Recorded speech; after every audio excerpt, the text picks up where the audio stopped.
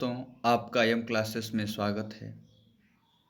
आज हम लोग पर्यावरण शिक्षा में शिक्षण अधिगम सामग्री, साधन एवं पर्यावरण शिक्षण का मूल्यांकन के बारे में पढ़ेंगे। जैसा कि पिछले वीडियो में हम लोग इस टॉपिक से 10 प्रश्नों को हल कर चुके हैं और आज पर्यावरण शिक्षण में शिक्षण अधिगम सामग्री, साधन एवं पर्यावरण शिक्षण का मूल्यांकन में नेक्स्ट प्रश्नों को देखेंगे और वो भी बहुत ही महत्वपूर्ण प्रश्न हैं। तो पढ़ने से पहले प्लीज़ मेरे चैनल को सब्सक्राइब करें और शेयर करें, जिससे कि और भी लोग जो सीटेट की तैयारी कर रहे हैं और शिक्षण पढ़ना चाहते हैं तो मुझसे जुड़ सकें।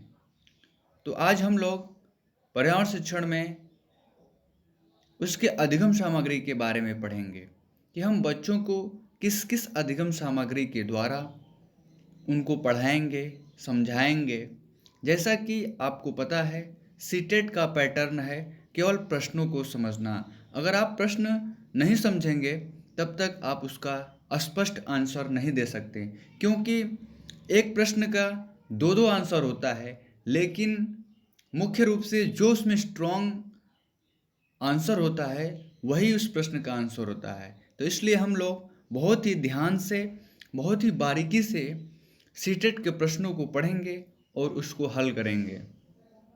तो चलिए स्टार्ट करते हैं आज का सेशन, पर्यावरण शिक्षा में शिक्षण अधिगम सामग्री, साधन एवं पर्यावरण शिक्षण का मूल्यांकन।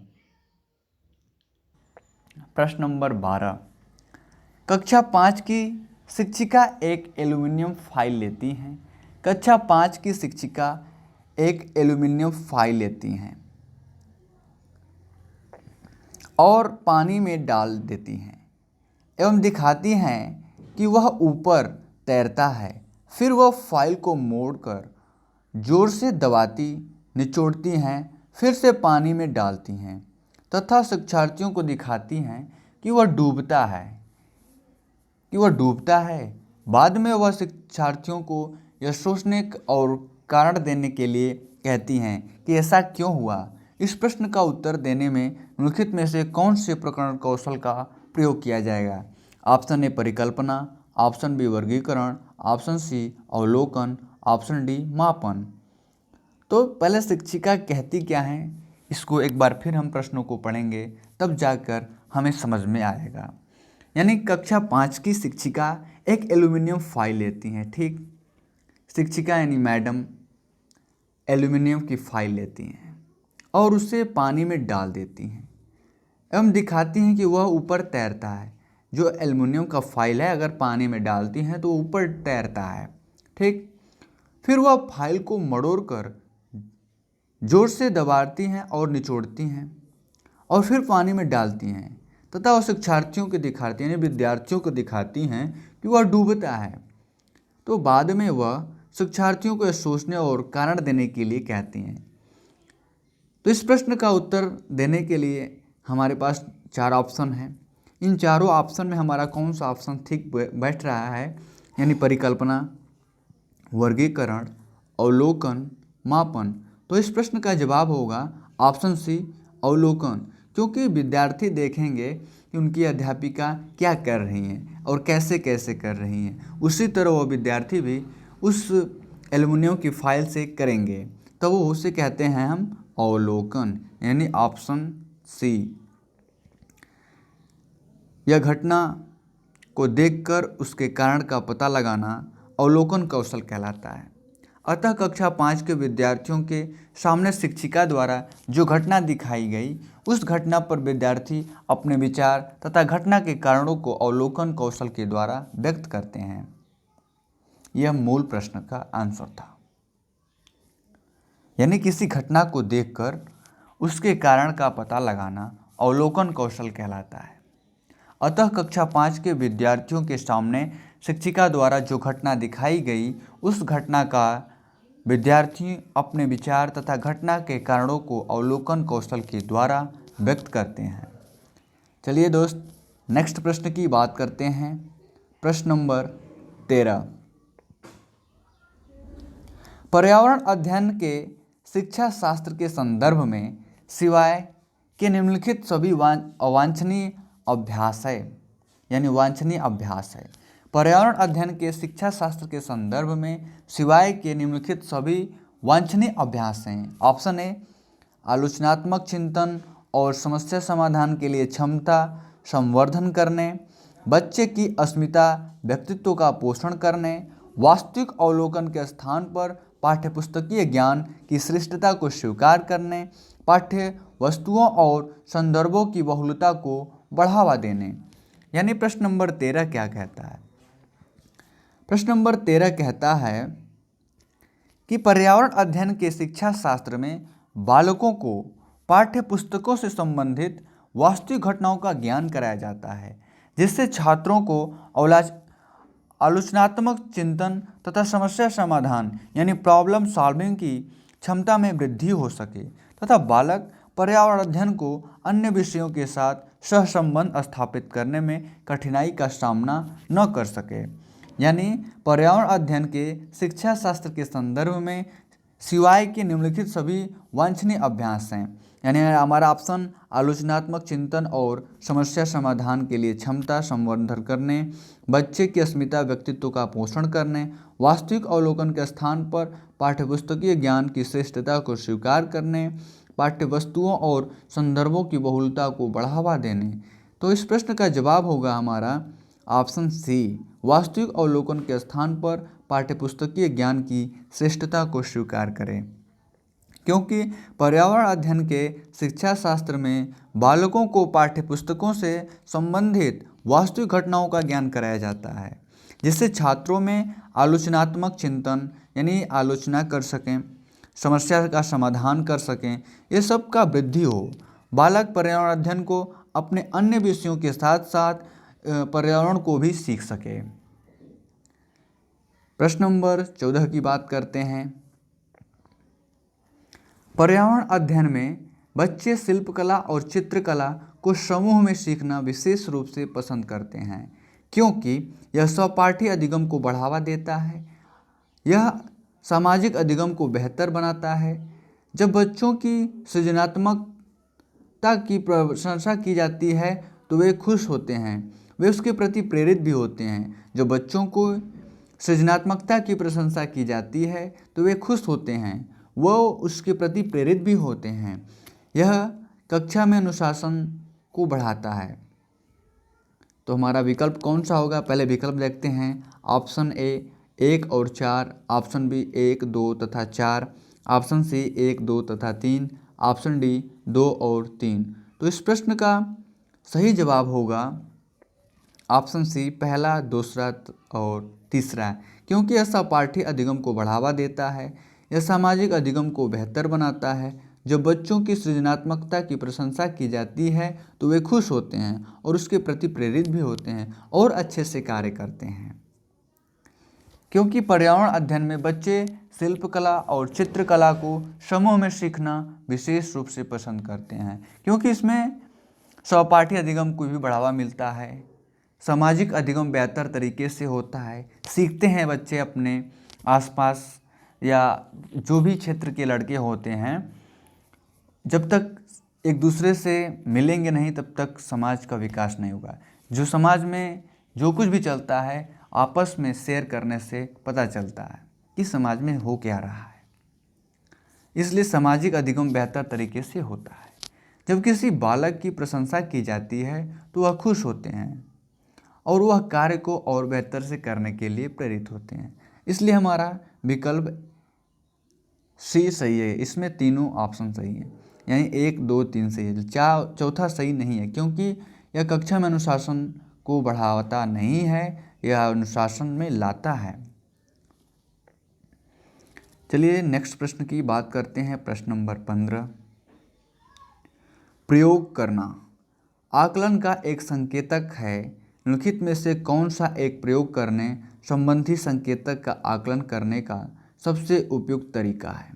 ऑप्शन ए चित्र पठन, ऑप्शन बी सृजनात्मक लेखन, ऑप्शन सी निदर्शन प्रदर्शन, ऑप्शन डी हस्तपरक गतिविधि। तो दोस्त इस प्रश्न का जवाब है हस्तपरक गतिविधि। अब क्यों है थोड़ा हम बता दे रहे हैं आपको। हस्तपरक हैंड्स और एक्टिविटीज़, हाथों की क्रिया। यह गतिविधि संकेत के आकलन करने तथा सबसे उपयुक्त तरीका है। इसे आसानी से प्रदर्शित किया जाता है। हस्तपरक गतिविधि को अपने हाथों के द्वारा हम प्रयोग कर सकते हैं किसी भी गतिविधि में, यानी हस्तपरक गतिविधि संकेत के आकलन का सबसे उपयुक्त तरीका होता है। इसे आसानी से प्रदर्शित किया जा सकता है। चलिए दोस्त, नेक्स्ट प्रश्न की बात करते हैं। प्रश्न नंबर 16।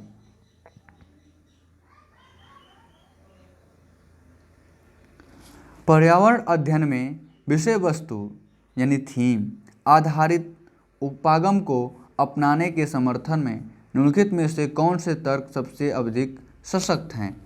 ऑप्शन ए, यह पाठ्य योजनाओं को एक ढांचा प्रदान करने और शिक्षण को अधिक प्रभावी बनाने में मदद करता है। यह शिक्षण को अधिक रोचक और गतिविधि आधारित बनाने में मदद करता है। यह अवधारणाओं, मुद्दों और कौशलों के बृहद विस्तार को सम्मिलित करने में मदद करता है। यह विषय सीमाओं को नरम, सौम्य बनाने और संपूर्णता में ज्ञान को प्राप्त करने में मदद करता है। यानी प्रश्न नंबर 16 का जवाब है ऑप्शन डी, क्योंकि यह विषय सीमाओं को नरम, सौम्य बनाने और संपूर्णता में ज्ञान को प्राप्त करने में मदद करता है। जो हमारा पर्यावरण अध्ययन का थीम यानी विषय वस्तु होता है, वो उपागम को अपनाने के समर्थन में विषय सीमाओं को नरम, सौम्य बनाने और संपूर्णता में ज्ञान को प्राप्त करने में मदद करता है। क्योंकि पर्यावरण अध्ययन इन्वायरमेंटल स्टडीज़ में विषय वस्तु थीम आधारित उपागम को अपनाने के समर्थन में सर्वाधिक सशक्त तर्क यह हो सकता है कि यह विषय वस्तु थीम विषय सीमाओं को नरम, सौम्य बनाने और संपूर्णता में ज्ञान को प्राप्त करने में मदद करता है। इसलिए हमारा ऑप्शन डी सही होगा। चलिए दोस्त, नेक्स्ट प्रश्न की बात करते हैं। हाँ, एक सूचना है, अगर आपको मेरा वीडियो अच्छा लग रहा है तो मेरे चैनल को सब्सक्राइब करें, शेयर करें और अपने दोस्तों तक भी पहुंचाएं और उनसे बताएं कि YM क्लासेस पे CTET, UP TET, other competition exam की तैयारी कराया जाता है। वो जुड़ सकें और अपने आप को मजबूत बनाएं तैयारी करके, जिससे कि कोई भी एग्ज़ाम हो उसको पास करने में मेरे चैनल के द्वारा आपकी सहायता की जाएगी हर कीमत पे। आप टॉपिक का नाम भी बता सकते हैं जिससे कि मैं उस पर वीडियो बना सकूं। चलिए अभी और बात करेंगे, पहले प्रश्नों पर ध्यान देते हैं। प्रश्न नंबर 17, कक्षा 5 की शिक्षिका के रूप में आप ईंधन के संरक्षण प्रकरण को बढ़ाने के लिए निम्नलिखित में से किस संसाधन के उपयोग को सर्वश्रेष्ठ पाते हैं? कक्षा 5 की शिक्षिका के रूप में आप ईंधन के संरक्षण प्रकरण को पढ़ाने के लिए निम्नलिखित में से किस साधन के उपयोग को सर्वश्रेष्ठ पाते हैं? ऑप्शन ए संदर्भ पुस्तकें, option B poster, option C समाचार पत्र, ऑप्शन डी पाठ्य पुस्तक। तो दोस्त, इस प्रश्न का जवाब होगा प्रश्न नंबर 17 का ऑप्शन सी, समाचार पत्र के माध्यम से हम बच्चों को सिखाएंगे, यानी कक्षा 5 के विद्यार्थियों को सिखाएंगे। यानी ईंधन संरक्षण प्रकरण को पढ़ाने के लिए समाचार पत्र सबसे उपयुक्त सामग्री है, क्योंकि समाचार पत्रों में तत्कालिक परिस्थितियों एवं उसके लिए किए गए कार्यों का विवरण दिया होता है, जिस कारण बच्चों में और अधिक वास्तविक ज्ञान की क्षमता का विकास होता है। यानी ईंधन संरक्षण उपकरण को पढ़ाने के लिए समाचार पत्र सबसे उपयुक्त सामग्री है, क्योंकि समाचार पत्रों में तत्कालिक परिस्थितियां एवं उसके लिए किए गए कार्यों का विवरण दिया होता है, जिस कारण बच्चों में और अधिक वास्तविक ज्ञान की क्षमता का विकास हो सकता है। तो इसलिए हमारा जो समाचार पत्र ऑप्शन है यह सबसे बेटर होगा, यानी प्रश्न नंबर 17 का विकल्प सी सही है। चलिए दोस्त, प्रश्न नंबर 18 की बात करते हैं। कक्षा 4 की एक शिक्षिका शिक्षार्थियों से कहती हैं कि वे अपने कार्यपत्रक, अवलोकन, रिपोर्ट और सत्र में एकत्रित की गई सामग्री को एक फोल्डर में डाल दें। इन फोल्डरों को क्या कहा जाता है? यानी पोर्टफोलियो, दत्त कार्य, परियोजना कार्य, घटना वृत्तांत अभिलेख। यानी प्रश्न नंबर 18 का जो हमारा जवाब है ऑप्शन है पोर्टफोलियो। कार्यपत्रक, अवलोकन, रिपोर्ट और सत्र में एकत्रित की गई सामग्री को जिस फोल्डर के अंतर्गत रखा जाता है उसे पोर्टफोलियो कहते हैं। उसे क्या कहते हैं? पोर्टफोलियो कहते हैं। जो हमारा ऑप्शन है वो सही है। चलिए दोस्त, प्रश्न नंबर 19 की बात करते हैं।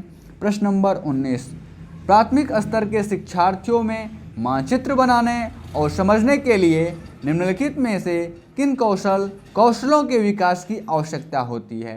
प्राथमिक स्तर के शिक्षार्थियों में मानचित्र बनाने और समझने के लिए निम्नलिखित में से किन कौशलों का विकास होता है या उनकी आवश्यकता होती है? तो 4 पॉइंट दिया गया है। स्थानों की सापेक्ष स्थिति की समझ, स्थानों की सापेक्ष दूरी और दिशाओं की समझ, प्रतीकों और स्केल पैमानों की समझ, स्केल पैमानों के अनुसार स्पष्ट ड्राइंग बनाना। तो प्रश्न नंबर 19 का जवाब है ऑप्शन बी। ए, बी और सी ये 3 पॉइंट सही हैं। स्थानों की सापेक्ष स्थिति की समझ होना, स्थानों की सापेक्ष दूरी और दिशाओं का भी समझ होना, प्रतीकों और स्केल की भी समझ होना। यानी ये 3 विकल्प यानी ए, बी, सी सही है और ऑप्शन हमारा बी सही है। चलिए दोस्त, नेक्स्ट प्रश्न की बात करते हैं। हाँ, इस प्रश्न का थोड़ा विश्लेषण कर लेते हैं।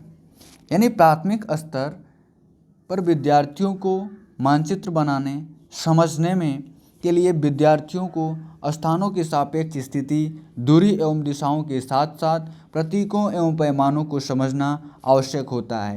यानी ड्राइंग करना मानचित्र का हिस्सा नहीं है। ये ऑप्शन डी नहीं है, बाकी ए, बी, सी सही है। प्रश्न नंबर 20 की बात करते हैं।